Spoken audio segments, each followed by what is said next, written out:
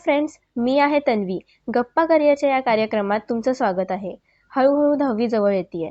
आता 11वी-12वीला आर्ट्स घ्यायचं, कॉमर्स घ्यायचं का सायन्स घ्यायचं हे अजून बऱ्याच जणांचं ठरलेलं नाही. आपल्याला आपल्या आजूबाजूला बऱ्याचशा कॉमन आणि वेल नोन करिअर्सची माहिती मिळते, जसं की टीचर, डॉक्टर, इंजिनियर. बऱ्याचशा करिअरची माहिती आपल्याला मिळत नाही. त्या करिअर्सची माहिती तुम्हाला माझ्या गप्पा करिअरच्या या कार्यक्रमात मिळणार आहे. तर आज आपल्याबरोबर आहेत डायना क्वाड्रोस, ज्या गेली 5 वर्ष पॅशनेटली काम करत आहेत. हाय दीदी. हाय तन्वी। सबसे पहले मुझे आपको ये सवाल पूछना है कि व्हाट इज साइकोलॉजी और व्हाट इज साइकोलॉजिस्ट, या फिर साइकोलॉजिस्ट क्या करता है? ओके, तो पहला क्वेश्चन आपका ये है कि what is psychology, right? So psychology basically एक स्टडी होता है। हम जैसे डॉक्टर्स स्टडी करते हैं बॉडी, पूरे बॉडी के बारे में, अपने फिजिकल बॉडी के बारे में, और मेडिसिन के बारे में डॉक्टर स्टडी करते हैं।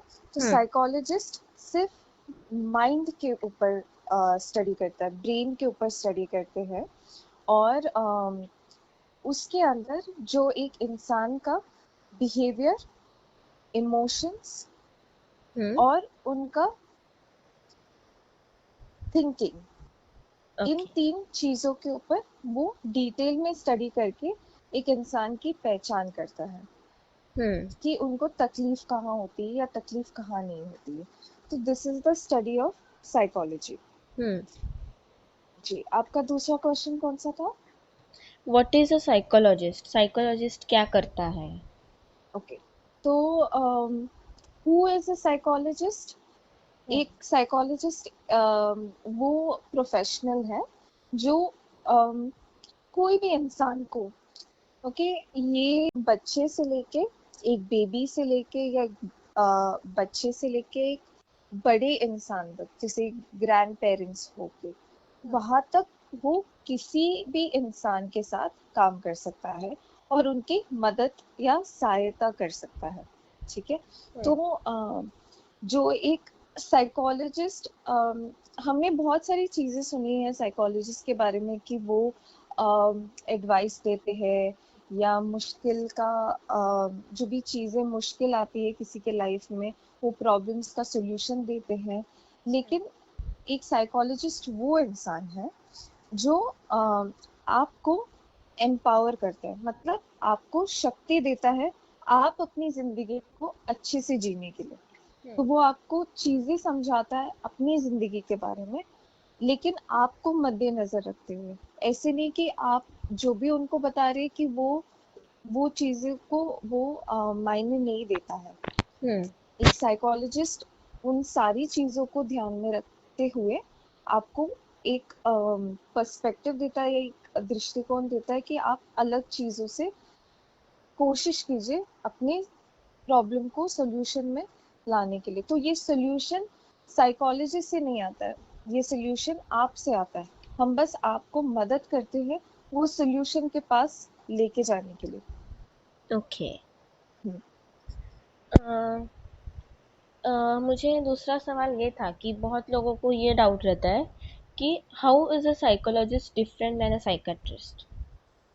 ओके, तो जैसे मैंने पहले बताया था कि एक मेडिसिन, जो इंडिविजुअल या इंसान मेडिसिन स्टडी करता है, वो एमबीबीएस पढ़ाई करता है। हमें पता है डॉक्टर, तो डॉक्टर एमबीबीएस पढ़ाई करता है। तो एमबीबीएस का पढ़ाई कैसे होता है? 12th के बाद आप साइंस लोगे, 12th के बाद आप 4 इयर्स की एमबीबीएस की तैयारी करते हो, करेक्ट? उसके बाद आप 2 साल का एमडी करते हो। एमडी है मास्टर्स, ठीक है। एमबीबीएस एक ग्रेजुएशन का कोर्स है जो 4 साल का चलता है। उसके बाद एमडी आपका मास्टर्स प्रोग्राम होता है, वहां पर आप स्पेशलाइजेशन करते हो इन साइकाइट्री। ओके। तो वो जो इंडिविजुअल है उनको, जो प्रोफेशनल है, डॉक्टर है, उनको पूरी बॉडी की जानकारी होती है जो एमबीबीएस में सिखाया जाता है। ओके।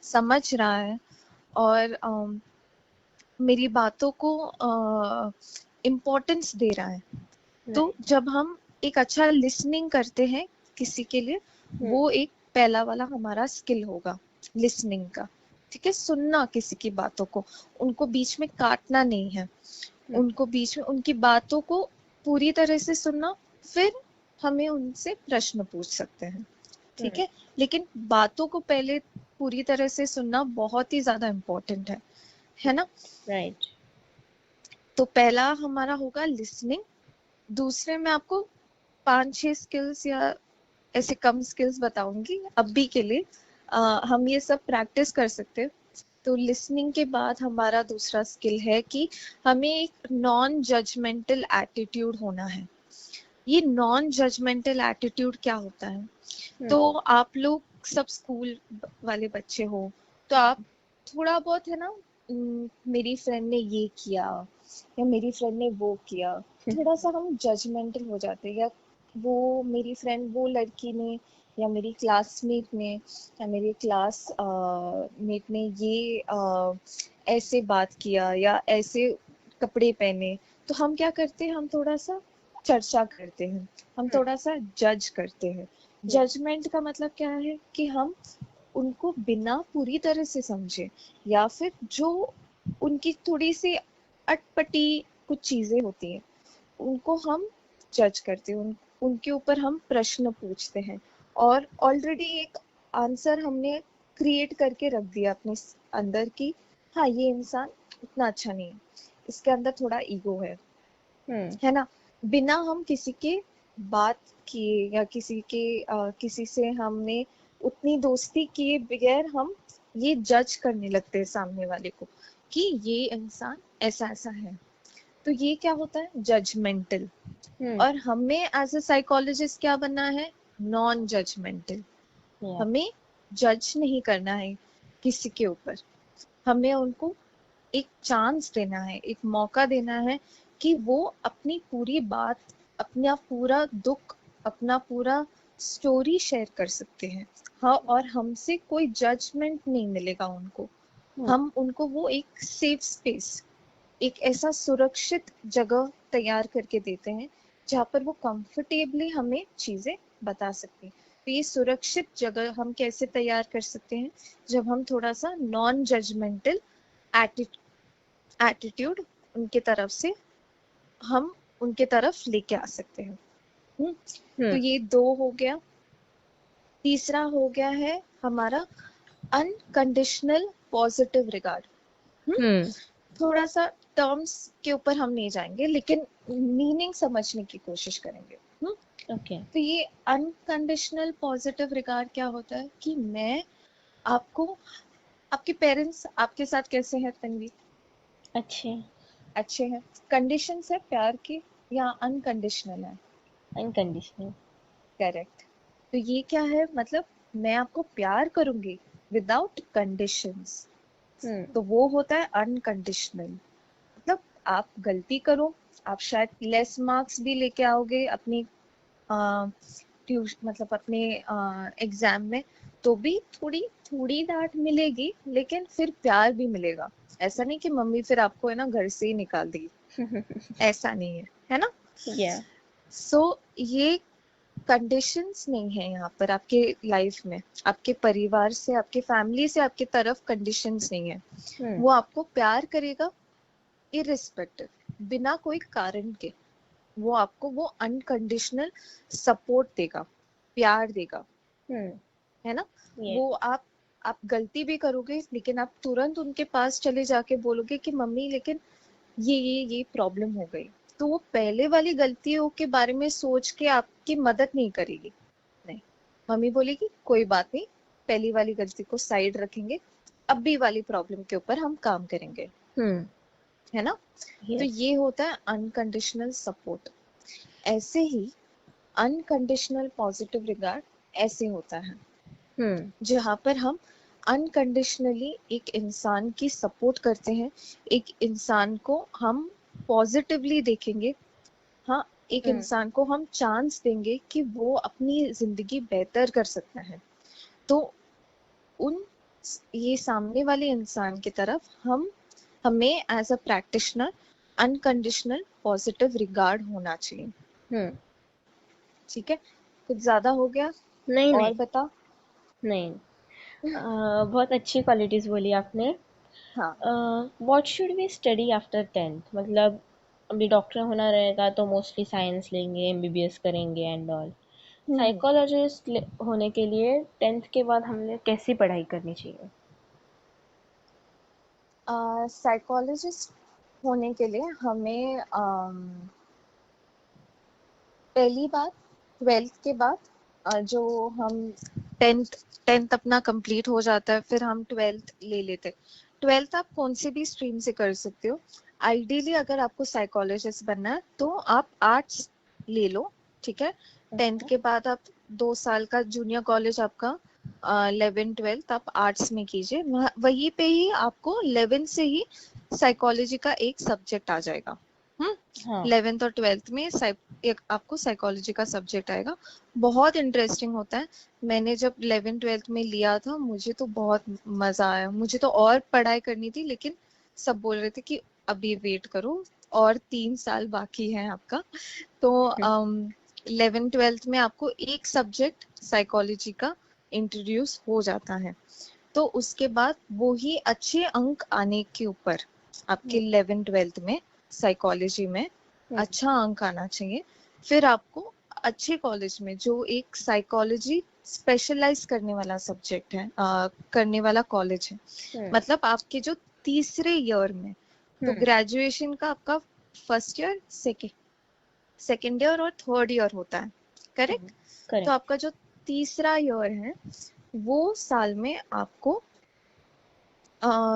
साइकोलॉजी मेजर करने का मौका मिलेगा तीसरे साल में, है ना। ओके। तो आपको फर्स्ट ईयर और सेकेंड ईयर ऑफ ग्रेजुएशन में आप बहुत सारे सब्जेक्ट्स लोगे। आप इकोनॉमिक्स ले सकते हो, सोशियोलॉजी ले सकते हो, फिलोसफी ले सकते हो, बहुत सारे सब्जेक्ट्स हैं। आप कोई भाषा भी ले सकते हो स्टडी करने के लिए। लेकिन जो आपका फाइनल ईयर है थर्ड ईयर में, हम्म। आपको कोशिश करना है कि आपके सारे के सारे पेपर्स, 6 के 6 पेपर्स साइकोलॉजी के होने चाहिए। तो उसके लिए आपको साइकोलॉजी स्पेशलाइज्ड करने वाले कॉलेजेस में ही एडमिशन लेना पड़ेगा। बहुत सारे कॉलेजेस हैं हमारे आसपास जो साइकोलॉजी स्पेशलाइज करने के लिए वो कॉलेजेस रहते हैं। जैसे बहुत फेमस होगा SNDT कॉलेज, कभी सुना है इसके बारे में? नहीं। तो ये SNDT कॉलेज लड़कियों के लिए बहुत, it is an all girls college, तो लड़कियों के लिए बहुत फेमस कॉलेज है। तो SNDT कॉलेज में थर्ड ईयर में आप या बहुत सारी दूसरी भी कॉलेजेस हैं जहाँ पर आप थर्ड ईयर में 6 पेपर साइकोलॉजी करके फिर आपको 2 साल मास्टर्स करना है। यहाँ पर आपके बहुत सारे ऑप्शंस है। एक इंडस्ट्रियल साइकोलॉजी है, हम्म। काउंसलिंग साइकोलॉजी है, क्लिनिकल साइकोलॉजी है। तो इसमें से आप चॉइस करके आप मास्टर्स कर सकते हो। तो इंडस्ट्रियल साइकोलॉजी में HR करके सुना है हमने कभी? HR, कंपनी का HR है ये। Not much. ज़्यादा नहीं। Not much. तो ये कंपनी का HR मतलब ये कंपनीज के साथ, बड़ी बड़ी कंपनीज के साथ ये प्रोफेशनल, ये जो इंडस्ट्रियल साइकोलॉजिस्ट हैं, बड़ी बड़ी कंपनियों के साथ वो अपने एम्प्लॉयज के लिए एक वहाँ पर वो काउंसलिंग और दूसरे एक्टिविटीज तय करता है। तो जब ये इंडस्ट्रियल साइकोलॉजिस्ट होते, ये बड़े कंपनीज में चले जाते काम करने के लिए। हम्म। फिर होता है काउंसलिंग साइकोलॉजिस्ट। ये काउंसलिंग साइकोलॉजिस्ट अपने फैमिली काउंसलिंग, इंडिविजुअल काउंसलिंग, जो भी नॉर्मल, जो भी तकलीफ एक नॉर्मल इंसान के पास होती है, ये सारी तकलीफ वो एक काउंसलर के पास लेके जा सकती है। हम्म। ओके। एक क्लिनिकल साइकोलॉजिस्ट कौन होता है? जो थोड़ा सा डिटेल में थोड़ी बड़ी, जो अपने बड़े बड़े डिसऑर्डर्स होते हैं, एक हॉस्पिटल में काम करता है, वहाँ पर जो थोड़ी सीरियस वाली डिजीजेस होती है या इलनेस होता है, तकलीफ होती है किसी को, उनके साथ वो काम करता है। वो वहां पर वो मास्टरी करते हैं क्लिनिकल में। ओके। ये लास्ट क्वेश्चन था हम्म। आपको। जिनको साइकोलॉजिस्ट होना है उन्हें आप कोई स्पेशल सजेशन देना चाहेंगे? ओके। जिनको साइकोलॉजिस्ट होना है उनके लिए एक स्पेशल सजेशन यही होगा कि बहुत प्यार करो आप इस सब्जेक्ट से। एक अंदर से एक अपनी ही शिद्दत और प्यार होना चाहिए ये सब्जेक्ट के लिए, तो ही आप आगे तक टिक पाओगे, है ना। अगर आप इंटरेस्ट अभी से ही आपके अंदर है तो आपको अपने सब्जेक्ट के लिए बहुत सारा प्यार भी होना चाहिए। आपका सब्जेक्ट, आपका जो पूरा पढ़ाई करने का समय होगा, ये जो 5 साल 7 साल का लंबा समय होगा, इसमें बहुत बार आपको निराशा मिलेगी। शायद आगे भी जब आप जॉब के लिए जाओगे तभी भी निराशा मिल सकती है आपको लाइफ में, लेकिन वो निराशा को ही पकड़ के मत रहिए, उससे बढ़ के जाइए। ये जब निराशा और ये सारी जो आपकी तकलीफ आएगी आपकी लाइफ में, उसको उसको थोड़ा सा नजरअंदाज करने के लिए हमें अपने ये सब्जेक्ट के लिए बहुत सारा प्यार होना चाहिए। हम इस प्यार के साथ अपनी सब्जेक्ट को, अपने आप को बहुत ही अच्छे से हम आगे तक लेके जा सकते हैं, है ना। तो कोई भी, अगर आपने ठान लिया है, डिटर्मिन हो आप मन से कि आपको ये करना है, आपको ये पढ़ाई करनी है, कोई भी आपको रोक नहीं सकता है। आपके जो अंदर का स्ट्रेंथ है ना, बहुत ही ज्यादा है सबके अंदर का स्ट्रेंथ। वो कितनी भी बड़ी मुश्किल आने दो, वो स्ट्रेंथ आपका कम नहीं होगा। बस यही छोटी सी चीज बतानी है। ओके, थैंक यू दीदी। मैंने थैंक ये यू तो तन्वी, मुझे आपसे बात करके बहुत अच्छा लगा। Thank you. मुझे भी।